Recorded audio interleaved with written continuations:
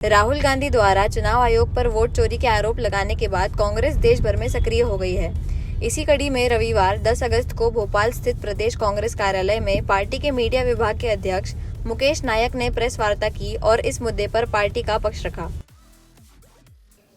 हमारे नेता राहुल गांधी जी ने पिछले दिनों पत्रकार वार्ता में पूरे देश में चुनाव पर किस तरह से डाका डाला गया, किस तरह से फर्जी मतदान कराया गया, उसके क्या क्या तरीके अपनाए गए, उसके बारे में विस्तार से जानकारी दी है। आप लोगों को जानकर हैरानी होगी कि मध्य प्रदेश में ये फर्जीवाड़ा महाराष्ट्र से भी ज़्यादा बड़ा है। हर विधानसभा क्षेत्र में डुप्लीकेट वोटर्स, अनेक पोलिंग बूथ पर एक ही व्यक्ति के नाम, अनेक विधानसभा क्षेत्रों में दूसरे प्रांत के लोगों के नाम, एक एक मकान में 100-100 मतदाता। और मध्य प्रदेश में ये जो बेईमानी हुई है उसके उदाहरण मैंने अपने विधानसभा क्षेत्र में चुनाव से पहले एक 32,000 नकली मतदाताओं की सूची कलेक्टर को दी थी जाकर। आपको जानकर हैरानी होगी कि कलेक्टर ने वो फर्जी सूची निर्वाचन आयोग को भेजी ही नहीं। पता नहीं क्या दबाव उनके ऊपर पड़ा, क्या प्रेशर था उनके ऊपर कि उस सूची पर कोई जांच नहीं हुई। कांग्रेस के प्रदेश अध्यक्ष माननीय जीतू पटवारी जी के विधानसभा क्षेत्र में अधिसूचना जारी होने के बाद 70,000 वोट बढ़े।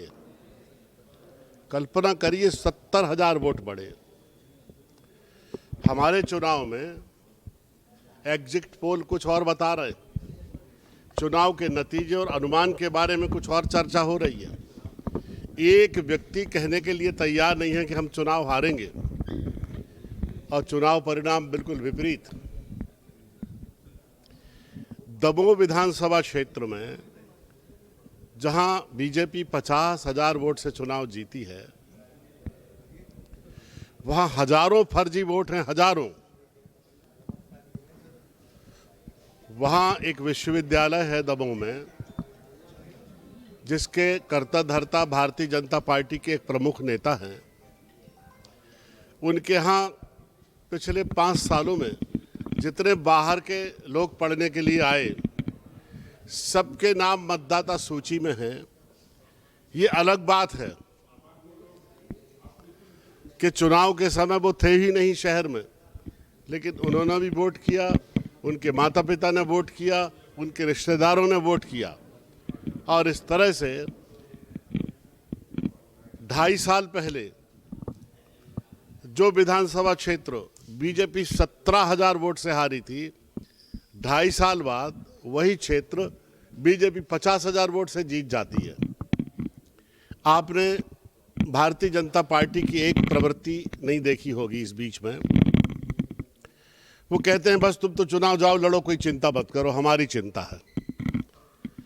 इन्हें कई जगह ऐसे कैंडिडेट दे देते हैं कि लोगों को आश्चर्य होता है और वो इतनी आसानी से चुनाव जीत जाते हैं कि वो खुद का हाथ काट काट के देखते हैं कि हम चुनाव जीत गए। बीडी शर्मा का लोकसभा का चुनाव खजुराहो का, एक एक बूथ की डिटेल हम लोग तैयार कर रहे हैं। ये 5-5 लाख वोट से कैसे चुनाव जीत रहे हैं, हम इसकी पूरी कहानी जनता के सामने रखेंगे। ये पूरे देश में प्रचार करते हैं कि अल्पसंख्यक लोगों की आबादी बढ़ रही है। तो मैं इनसे पूछ रहा हूं, जी कहते हैं गुणात्मक रूप से आबादी बढ़ रही है, तो उनके वोट कैसे कम हो रहे हैं? और केवल वोट कम नहीं हो रहे हैं, पिछले चुनाव में अलग बूथ क्रमांक में वोट डाला, इस चुनाव में जब वोट डालने गए तो कहा कि आपका तो दूसरे बूथ पर नाम है और वो बूथ 5 से 7 किलोमीटर दूर है। ताकि वोट ब्लॉक कर सके, मतदान ना हो सके। ऐसे कई लेवल पर डुप्लीकेट मतदाता, फर्जी मतदाता, दूसरे प्रांतों के मतदाता, एक ही एड्रेस पर 50-50, 100-100 नाम जो वहाँ रहते ही नहीं हैं। और इन्होंने ऐसी पॉलिसी बनाई कि जो बुजुर्ग हैं हमारे, वो वोट घर पर ही वो वोट डालेंगे, उनको सुविधा दी निर्वाचन आयोग ने। बीजेपी के लोग जाके, अधिकारी, उनके नेता, कार्यकर्ता घर जाके पूरे वोट डलवा लेते हैं और इस तरह से हर विधानसभा क्षेत्र में 2 से 2,500 वोट तो उनको फ्री में मिल जाते हैं।